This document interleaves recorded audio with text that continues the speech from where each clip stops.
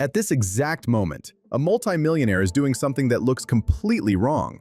He's standing in his kitchen, debating whether a $7 coffee is a waste of money. This is Graham Stephan. For years, he drove the same Honda, long after he could have bought a supercar without blinking. A man who could easily spend $100,000 on a watch, but still debates whether Starbucks is worth the price. And here's the paradox. This extreme frugality didn't limit his lifestyle. It didn't hold him back. It didn't slow his success. It created it. Because while everyone else uses money to signal success, Graham used money to buy time. But this mindset didn't appear overnight. It was forged long before YouTube fame, long before millions. To understand how Graham Stephan became one of the richest finance creators on YouTube, we have to rewind, back to when he had nothing, no audience, no leverage, no guarantee this would ever work.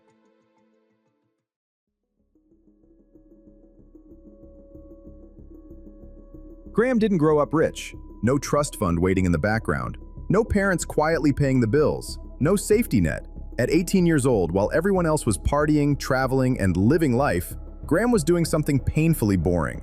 Cold calling strangers. Not for fun, not for clout, not because he loved rejection, but because that's how you earned commissions in real estate. He becomes a real estate agent in Los Angeles, one of the most competitive, cutthroat markets on earth. Picture this reality. Rejected 100 times a day, hung up on mid-sentence, mocked by people who didn't take him seriously, ignored by clients who wanted someone older, richer, more established, weeks with no deals, months where income felt uncertain. Most people would quit, but Graham had something most didn't. He was obsessed with the numbers, every dollar tracked, every expense questioned, every purchase evaluated. While others celebrated their first commissions with upgrades, better apartments, new clothes, new cars, Graham did the opposite. He locked his lifestyle in place. Cheap rent, minimal furniture, no luxuries, no "I earned this" spending. He understood something most people miss. Income doesn't make you wealthy.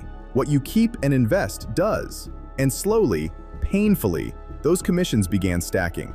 By his early 20s, something remarkable happens. Graham hits a milestone most people never reach, $1 million net worth, and almost nobody notices. No Rolex on his wrist, no supercar in the driveway, no Instagram flex announcing his success. Instead, he reinvested everything: rental properties, cash flowing assets, debt reduction.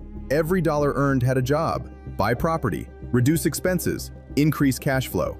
Graham wasn't chasing applause, he was chasing independence. Freedom to walk away from bad deals, freedom to say no to bad clients, freedom to never need a paycheck to survive.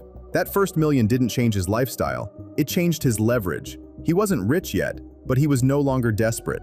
And that confidence opened the door to something bigger. Because once you don't need money, you can take smarter risks. And that's when Graham made the move that changed everything.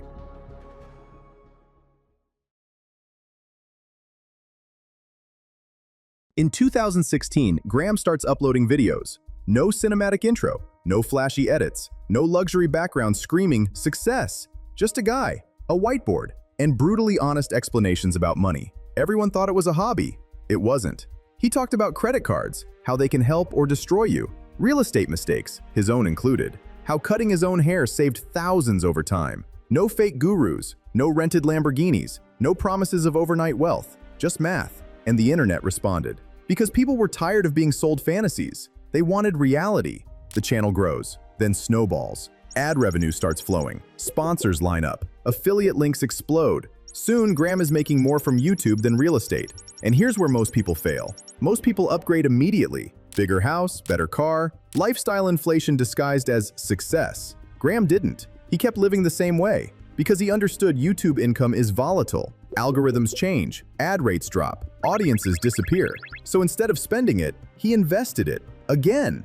This is where the legend begins. Graham is now worth $20+ million, and yet he negotiates phone bills, reuses paper towels, cost per use on everything he buys. Before spending money, he runs it through filters. Does this save time? Does this increase income? Does this meaningfully improve my life long term? If not, it's a no. Luxury for attention? Rejected. He'll spend $100,000 on an investment without hesitation, but hesitate over a $7 coffee. People laugh, but here's what they don't understand. Every dollar Graham doesn't spend gets invested. That investment compounds, and compounding never sleeps. Small decisions repeated daily quietly built massive wealth.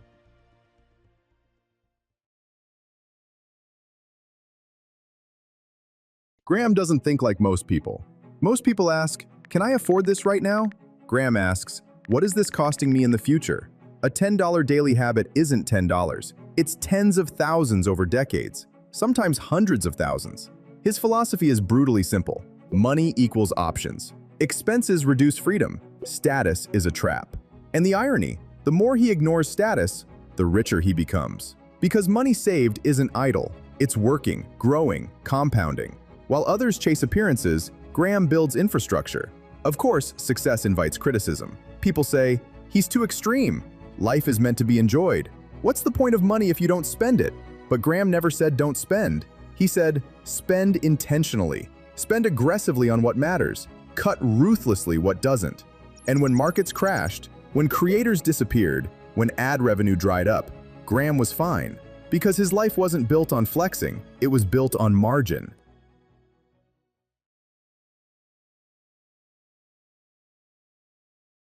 Here's the uncomfortable truth.